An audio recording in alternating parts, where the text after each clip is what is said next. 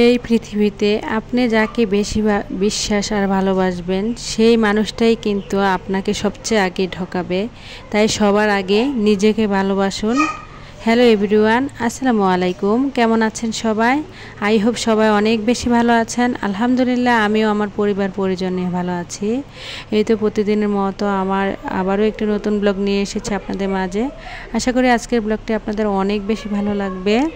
সকালবেলা ঘুম থেকে উঠে আমার প্রিয় বারান্দায় চলে এসেছি গাছগুলোর একটু যত্ন করার জন্য। তাই আর কি সবগুলো গাছে একটু পানি স্প্রে করে দিলাম, তাতে করে কিন্তু গাছগুলো সারাটা দিন সতেজ থাকবে।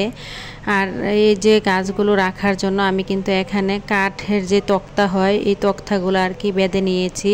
দেখা গিয়েছে আমার বারান্দাটা যেহেতু অনেক বেশি ছোট, তার কারণে আর কি আমি বুদ্ধি করে এখানে কাঠের তক্তা বেঁধে তারপরে গাছগুলোর সবগুলো টব আর কি সেট করে দিয়েছি। তো যাই হোক, এদিক দিয়ে সকালে বারান্দার ফুলগুলো গাছগুলো দেখে তারপরে সোজা চলে যাব সকালে নাস্তা তৈরি করার জন্য। আর এই গাছগুলোর মধ্যে আমার এত বেশি মায়া জড়িয়ে আছে। আসলে নিজের হাতে যে কোনো কিছু লাগালে তার প্রতি কিন্তু একটা অন্যরকম মায়া থাকে। তো এখানে সকালে বারান্দার সব সুখ শান্তি অনুভব করে চলে এসেছি সকালে নাস্তা তৈরি করার জন্য। তো এখানে আজকে সকালে নাস্তা তৈরি করব আর কি। এই যে অনেকে এটাকে ছিটা রুটি বলে বা অনেকে রুমাল পিঠা বলে। তো ওই পিঠা বানানোর জন্য আগের দিন রাতের বেলায় আর কি আমি চাল ভিজিয়ে রেখেছিলাম। তো এখন এই যে ব্লেন্ডারের মধ্যে পেঁয়াজ আর আদা দিয়ে দিয়েছি কুচি করে। এই পিঠাটা কিন্তু খেতে অনেক বেশি মজা হয়, বিশেষ করে গরুর মাংস বা মুরগির মাংসটা দিয়ে খেতে অনেক বেশি মজা হয়। তো আজকে বাসায় কোনো রকম মুরগির মাংস বা গরুর মাংস ছিল না, যেহেতু এটা সকালে নাস্তা। দুপুরে আজকে গরুর মাংস রান্না করব, তো এজন্য আর কি। তো এখানে আমি আর কি এক এক করে পিঠাগুলো বানিয়ে নিচ্ছি। এই পিঠাগুলো সাধারণত এই পিঠার ডুটা খুবই পাতলা করে মানে তৈরি করে নিতে হয় আর কি। তারপরে হাতের সাহায্যে ছিটকে ছিটকে দিয়ে তো এই পিঠাটা বানাতে হয়। এই পিঠাটাকে কেউ কেউ ছিটা রুটি বলে, আবার কেউ রুমাল পিঠা বলে। তো এখানে সবগুলো পিঠা কিন্তু অফ ক্যামেরাতে বানিয়ে নিয়েছি। আর এখানে দুইটা ডিম পোস্ট করে নিচ্ছি, একটা আমার ছেলে আর একটা মেয়ে খেয়ে নেবে আর কি। আর আমি বাসায় আগে থেকে কিছুটা তরকারি ছিল ওইটা দিয়ে খেয়ে নেব। তো যাই হোক, ভিডিওর এই পর্যায়ে এসে আমার যে সকল প্রিয় আপু এবং ভাইয়ারা আমার ভিডিওটি দেখছেন, প্লিজ ভিডিওটিতে একটি লাইক দিয়ে অবশ্যই কন্টিনিউ করবেন। আর যারা অলরেডি এই কাজটি করে দিয়েছেন তাদেরকে জানাই অসংখ্য ধন্যবাদ। ইদানিং আমার ভিডিওগুলোতে অনেক অনেক আপুরা, নতুন নতুন আপুরা যুক্ত হচ্ছেন, ভাইয়ারা যুক্ত হচ্ছেন। আর এত সুন্দর সুন্দর করে সবাই আমাকে কমেন্টস করেন। এই কমেন্টসগুলো দেখলে আসলে নতুন নতুন ভিডিও বানানোর জন্য আমি কিন্তু মানে অনেক বেশি সাহস পাই। আর আমার কাছে অনেক বেশি ভালো লাগে আপনাদের মানে প্রতিদিন এত সুন্দর সুন্দর কমেন্টসগুলো পড়তে। যখন কমেন্টসগুলো পড়ি মনটা অনেক বেশি ভালো হয়ে যায়। আসলে একটা ভিডিওর পেছনে যে কত কষ্ট থাকে শুধু একমাত্র আমরা যারা কন্টেন্ট ক্রিয়েটর তারাই বলতে পারবো। কত কষ্ট করে একটা ভিডিও তৈরি করতে হয়, বিভিন্ন জায়গা থেকে ভিডিও করা, তারপরে আবার এডিট করা, ভয়েস দেয়া। আর একটা ভিডিওতে ভয়েস দিতে গেলে যে কতবার কাটতে হয় শুধু তার মানে আল্লাহ ছাড়া কেউ জানে না। আসলে ইউটিউবটা এত সহজ না, ইউটিউব জার্নিটা অনেক বেশি কঠিন। আর যারা ধৈর্য এবং মানে সময় নিয়ে এখানে পড়ে থাকবে অবশ্যই সেখান থেকে কোনো না কোনো সাফল্য অর্জন করবে। তো যাই হোক, এদিক দিয়ে ছেলেকে খাবারটা দিয়ে দিয়েছি। তারপরে খাবার খাওয়া শেষ করে নাস্তার পরে যে প্লেট বাটিগুলো থাকে এগুলো এখন ধুয়ে পরিষ্কার করে নিয়েছি। তারপরে টেবিলটাও গুছিয়ে নিয়েছি। তারপরে চলে যাব সংসারের কাজকর্মে। তো আজকের ভিডিও টাইটেল এবং থাম্বনেল দেখে হয়তো বুঝে গিয়েছেন আমার গোছানো পরিবারটি সংসার।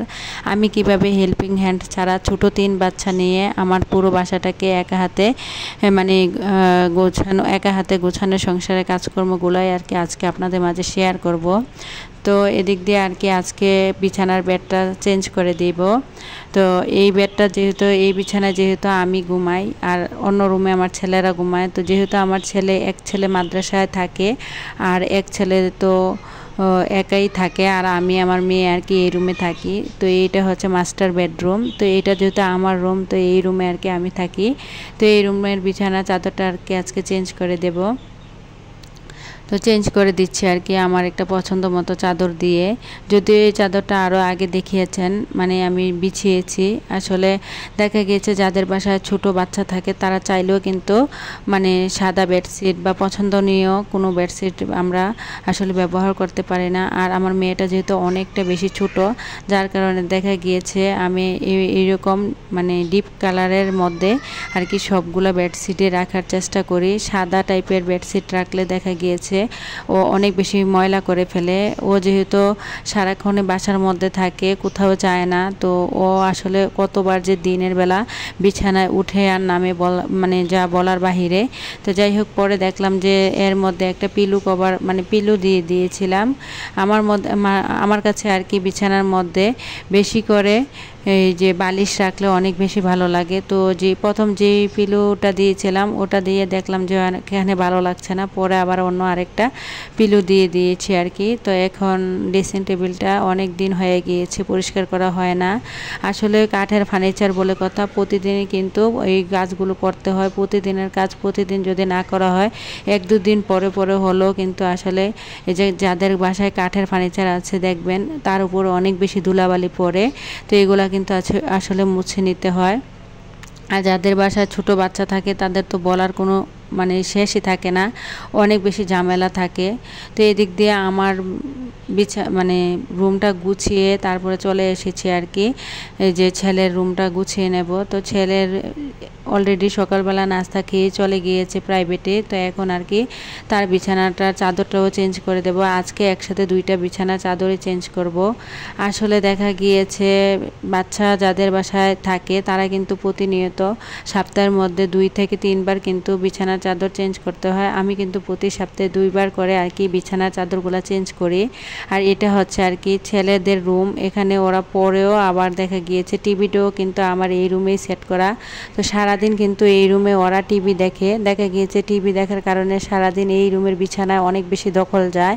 তো এই জন্য এই বিছানায় আমি কালারফুল বেডশিট রাখা মানে চিন্তা করি, কারণ যেহেতু বাচ্চারা বেশিরভাগ সময় এই বিছানায় থাকে, অনেক বেশি ময়লা করে ফেলে, যার কারণে আর কি আমি কালারফুল বেডশিট মানে এখানে পেরে দিয়েছি।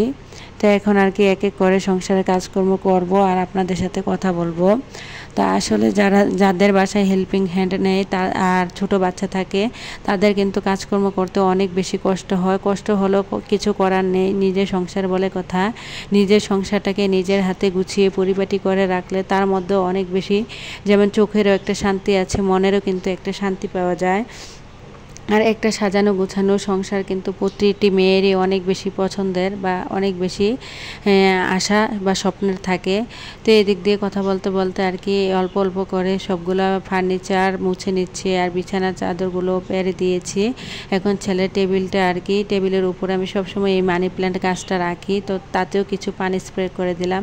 দেখলাম যে কেমন জানি একটু হয়ে আছে, তো তার জন্য আর কি। তা আসলে দেখা গিয়েছে ঘরের মধ্যে কিন্তু এখানে সেখানে মানি প্ল্যান্ট গাছ রাখলে অনেক বেশি ভালো লাগে। আর বাইরে প্রচুর বেশি রৌদ্র ছিল আর কি, যেহেতু দিনের বেলা আমি ভিডিও করি, তো দেখা গিয়েছে অনেক সময় ফোকাসটা ভালো আসে না, যার কারণে আর কি এমন দেখাচ্ছে। জানালার পর্দার ফাঁক দিয়েও কিন্তু অনেকটা রৌদ্র ভিতরে আসছে, যার কারণে আসলে ভিডিওতে অত ভালো দেখা যাচ্ছে না। তো জানি না কার কার কাছে কেমন লাগছে, তবে আমার কাছে তো মোটামুটি একটু ভালোই লাগছে।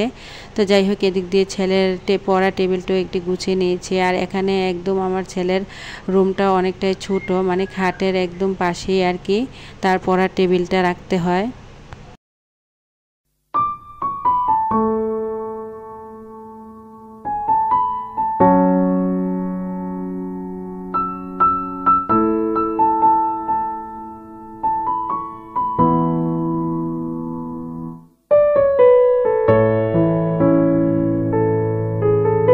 যেহেতু আপনাদের ভাইয়া দেশের বাইরে থাকে, তো আমার কিন্তু হেল্পিং হ্যান্ডও নেই। তো আমার কিন্তু ছোট 3 বাচ্চাকে আমার একা হাতে সামলাতে হয়, তার সাথে কিন্তু সংসারটাকে সবসময় গুছিয়ে গাছিয়ে পরিপাটি করে রাখতেও অনেক বেশি চেষ্টা করি।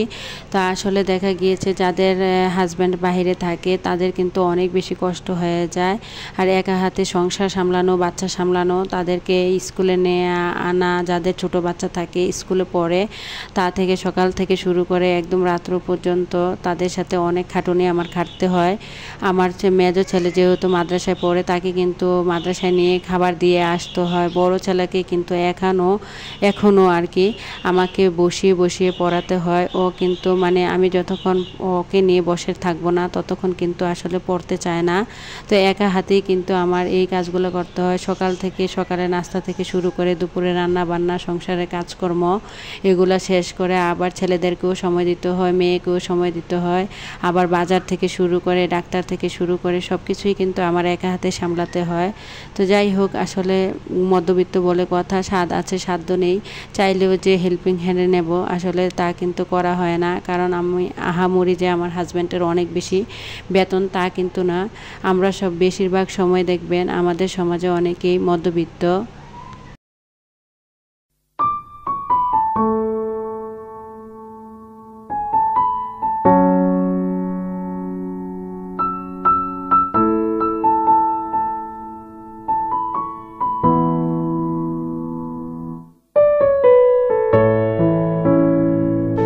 চাইলে আসলে যে হেল্পিং হ্যান্ড দিয়ে কাজ করাতে পারি তা কিন্তু না। তাই একা হাতে সংসার থেকে শুরু করে সংসারে এ থেকে জেড পর্যন্ত যা কিছু লাগে, যেখানে যার ছেলে মেয়ে থেকে শুরু করে বাজার করা থেকে শুরু করে ডাক্তারের কাছে যাওয়া থেকে শুরু করে সব কিছু কিন্তু আমার একা হাতে সামলাতে হয়। তো যাই হোক, এদিক দিয়ে একা হাতে পুরো সংসারের কাজকর্ম গুছিয়ে নিয়েছি। তো এখন চলে এসেছি দুপুরে রান্না বান্না করার জন্য। আজকে দুপুরে রান্না এখানে আর কি গরুর কলিজা রান্না করব। তো এক একজন এক একভাবে রান্না করে। কেউ আছে গরুর কলিজাটা বাপিয়ে আগে পানিটা ফেলে দিয়ে তারপরে রান্না করে। আসলে আমার কাছে ওইভাবে গরুর কলিজাটা রান্না করলে খেতে ভালো লাগে না। দেখা গিয়েছে ওই কলিজাটা কেমন জানি একটু শক্ত টাইপের হয়, আর খাওয়ার সময় মাটি মাটি মনে হয়। তো আমার ছেলেরা তো এইভাবে রান্না করলে একটুও খায় না। তো কিন্তু এইভাবে হাতে মেখে গরুর মাংস মতো রান্না করলে তো ওরা অনেক বেশি পছন্দ করে। তো যাই হোক, এদিক দিয়ে আর কি গরুর কলিজা বোনা করে নেব। আগের দিনে ডাল রান্না করেছিলাম, ডাল আছে। আর অফ ক্যামেরাতেই আর কি আজকে পাট শাক রান্না করে নিয়েছি।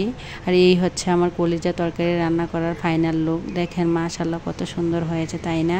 আমি কিন্তু কলিজাটা হাতে মেখে সব ধরনের মশলা দিয়ে সরিষার তেল দিয়ে রান্না করেছি, কারণ আমি কিন্তু সবসময় সরিষার তেলটাই খাই।